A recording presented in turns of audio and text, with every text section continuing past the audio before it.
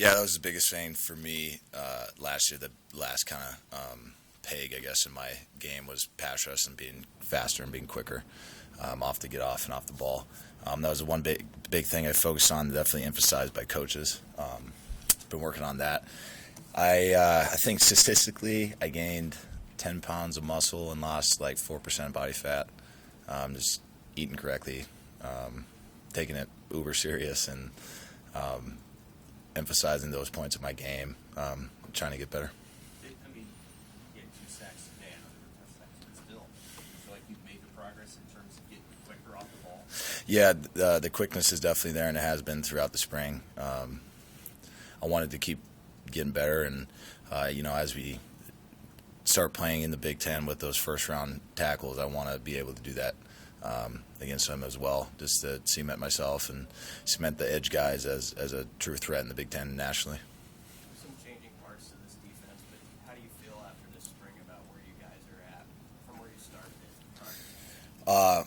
This progress, I guess, in positions, back end figuring themselves out, interior D-line guys figuring themselves out. That bulk of our experience is in that linebacker core. And having those positions figure themselves out was nice. This first couple practices, guys getting reps, kind of figuring out where they go. The biggest thing, I guess, progress-wise this spring was, along with the football piece, was just the togetherness. This has kind of been the closest team that I have been on in college. The camaraderie, the guys, across units, across position groups, truly loving each other and caring about each other. Checking, hey man, did you get banged up? Go get checked out. Hey, make sure you're eating, drinking, do the right things. Guys calling each other out, making true accountability just with the little things in the locker room and around the offices, but also with football. We need that to kind of, that last little push of wave to push it over. Garrett, what you see from Jamari Butler? He's come a long way. He's matured a lot as a young guy, as much as I wish I would have. He's really powerful. He's gained a lot of weight. He's gotten trimmed his body down, matured into his body. Very quick off the edge, very powerful. He needs some game reps this fall, and he's got a lot of reps this spring under his belt, which is good. But getting those reps this fall and how he is progressing, he's going to go off the charts. He's a really good player. I know that those interior guys, obviously Casey's been out this spring, so there's been some young guys in there. Like what does that group need to do for you to have enough as your roster is right now? Yeah, obviously, everybody knows that we lost a lot of our D-line just by graduation or by draft. Those guys have made my job as a leader a lot easier, and being present, taking it serious, stepping up into the position as true young guys. They've done a great job. Obviously, there's a lot of progress to be made. They continue to make that progress. They're doing a great job. But filling those big shoes as a young guy could be intimidating, but they've handled it really well. They're taking a lot of reps. They need a lot of reps, just being as prepared as they can.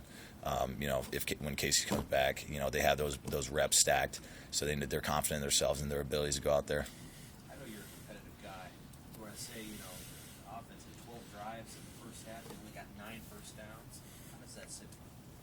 So it's pretty good. The standard has been set, and it has been set from last year of what defense we want to be. Putting a lot of the weight on my shoulders, putting a lot of weight on the other guy's shoulders, defensive leaders-wise, to uphold that standard or even progress it into the leader category where we wanted to be. We played a lot of great defense last year. There's some things that we could have got better at 100%. We want to get better in those areas, but keeping that standard, keeping that progression, upward trend as leaders is kind of I've thought about it all the time. I don't want there to be a fall off. I don't want there to be a drop off. I don't want to have a worse defense. Being a better defense and having those guys fill those positions has been huge. And that statistic feels pretty good. Obviously, there's the impression you want to get better at as a defense. Those specific things. Like you said, wanting one more sack a game. We were okay in that area, but with this end, we can't be okay. We got to be great. We want those pressures off the edge. We want those interior sacks. We need one more sack a game. That is on me as a leader. Is on me as a position group, D-line and edge guys together. Getting the balls out, and we need more turnovers. We don't, believe it or not, want to lose by one possession or 1 point anymore. So if we have the ball in our hand while we're ahead, and we can bleed clock or score again. That's on the defense to get that back to our guys, let them go to work.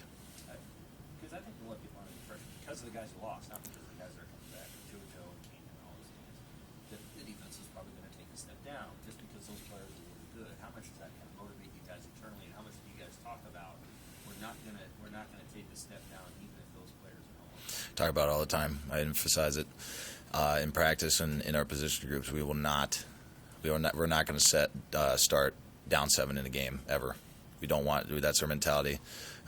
We will put it to them every play, no matter who's in there. We cannot have that step down. Just the mentality of every practice. Practice like you're an old guy. Practice like you have experience. Take it seriously. Practice like you're an all Big Ten defensive line. No, go ahead.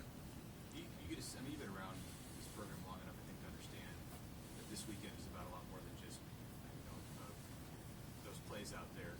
You get a sense for how important these few days, today is for the exposure for Nebraska football, people on campus, and just what that can mean for the program.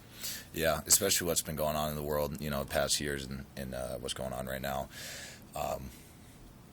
Having college kids that are new, or just families, recruits, people, everybody that cares about Nebraska football, go, have a normal spring game, have a normal season.